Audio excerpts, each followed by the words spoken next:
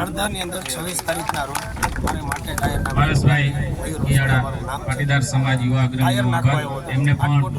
ભવિષ્યમાં જ્યારે જ્યારે જરૂરિયાતો થાય ત્યારે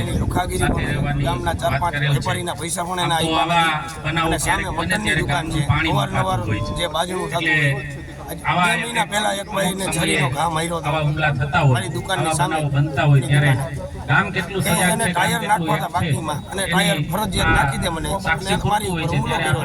ગમે એમ કરી એને લુખાગીરી કરી શું માંગ છે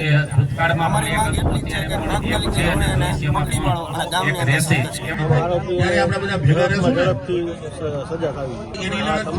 મોટામાં મોટી દુકાન ધરાવતો ગ્રામ પંચાયત તમામ જ્ઞાતિના બધા આગેવાનો છે ગામ સમાજ છે વેપારી એની લડત છે।